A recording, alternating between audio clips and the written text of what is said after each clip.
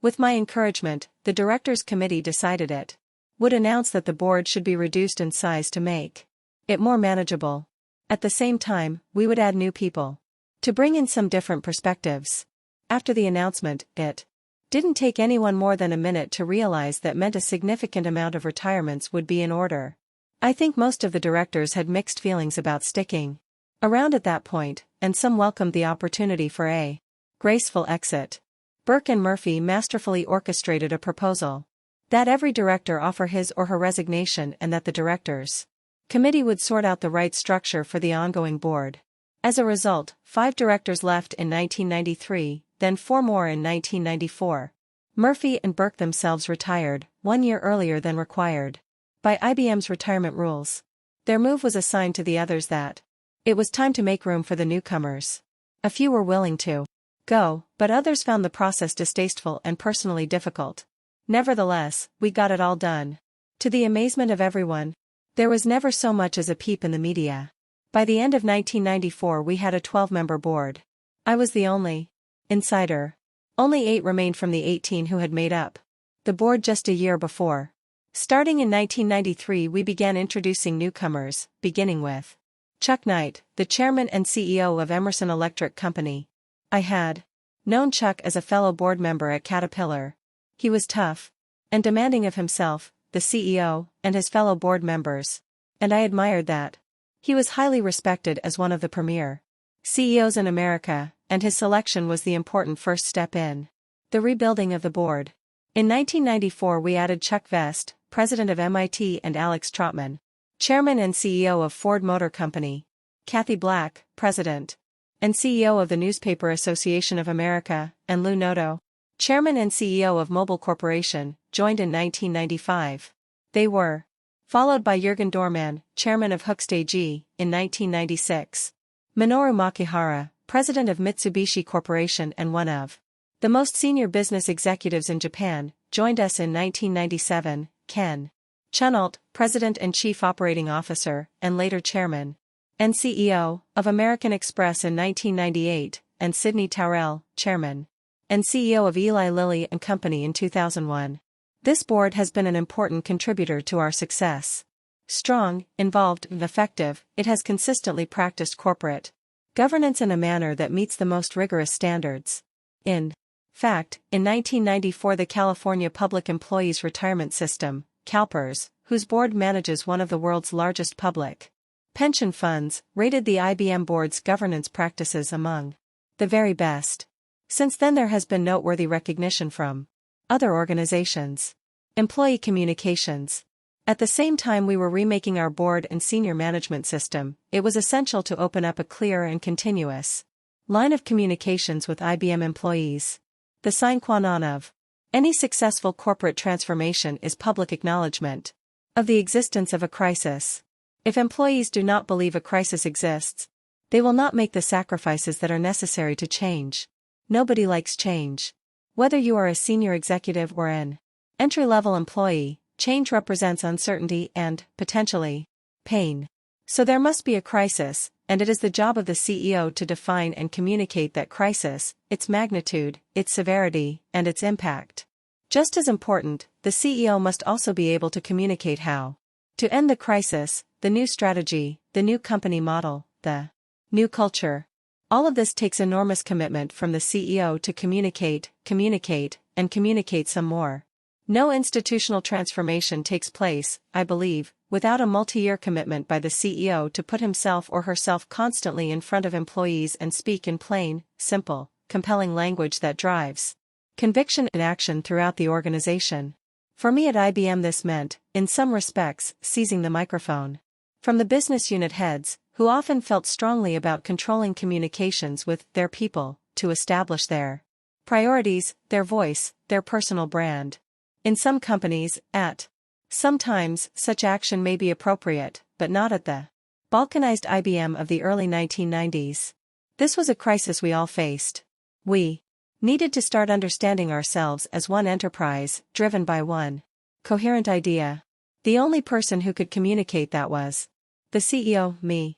These communications were absolutely critical to me in the early days. My message was quite simple. I stood before IBM employees all over the world, looked into their faces and said, clearly, what we have been doing isn't working. We lost $16 billion in 3 years. Since 1985, more than 175,000 employees have lost their jobs. The media and our competitors are calling us a dinosaur. Our customers are unhappy and angry.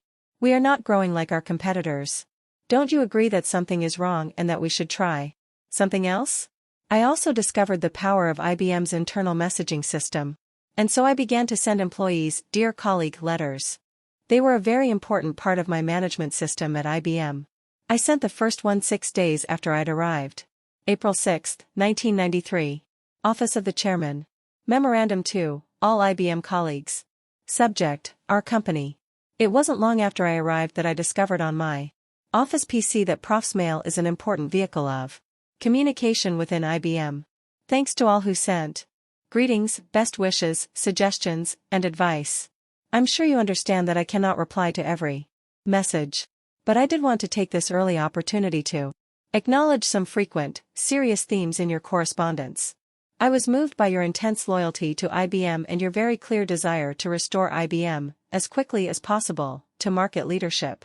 This has been as true of those leaving the company as of those staying here. It all underscores that our strength is indeed our people and their commitment to success. Some of you were hurt and angered by being declared surplus after years of loyalty, and by some reports in the press about performance ratings. I am acutely aware that I arrived at a painful time when there is a lot of downsizing. I know it is painful for everyone, but we all know, too, that it is necessary. I can only assure you that I will do everything I can to get this painful period behind us as quickly as possible, so that we can begin looking to our future and to building our business. I want you to know that I do not believe that those who are leaving IBM are in any way less important, less qualified, or that they made fewer contributions than others. Rather, we all owe those who are leaving an enormous debt of gratitude and appreciation for their contributions to IBM. Finally, you've told me that restoring morale is important to any business plans we develop.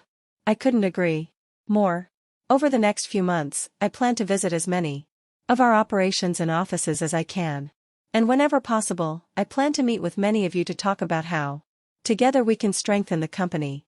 Lou Gerstner. The reaction from IBM employees was overwhelmingly positive and, for me during the dark, early days, a source of comfort, support, and energy. Said one. Tears of joy came to my eyes.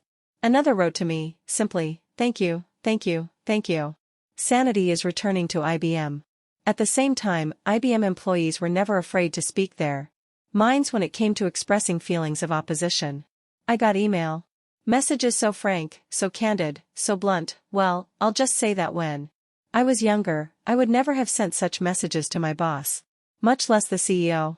One employee wrote to me, "Gimme a break. Do some real work. Cut the order cycle.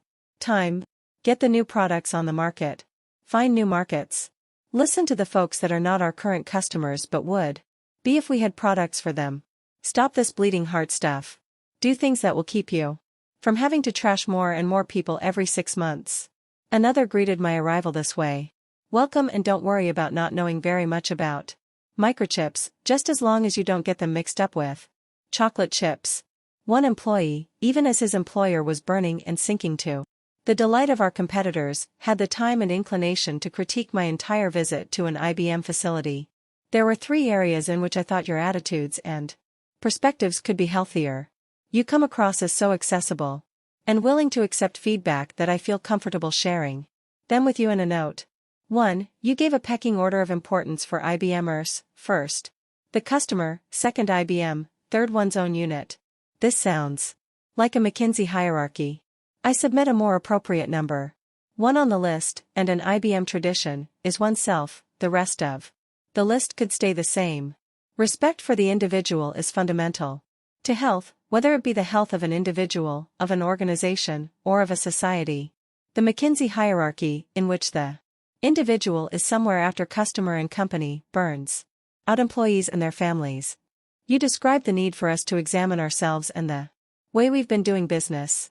I also value self-reflection and suggest the following as areas in which you may benefit from: introspection. These are opportunities for you to lead by example. 2. You seem to want to compete and placed a great deal of importance on beating the competition. I recognize this attitude is culturally endorsed, but I also believe it is unnecessary, unhealthy, and less productive than other forms of social interactions. For example, the competitive mindset within IBM. IBMers beating IBMers is something you railed against.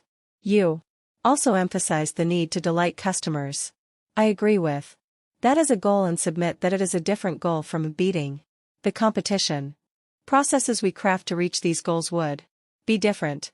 If we aren't clear about our goal, we will most likely fail to develop sound processes to achieve it. A couple of particulars in this area. You mentioned beating the stuffing out of someone and ripping off their face. Don't these sound like unhealthy attitudes? These someones are people with friends and families. They may even be your friends and relatives. Competition, a structure and attitude in which involved parties try to prevent each other from reaching their goal is, at its very core, disrespectful of the individual.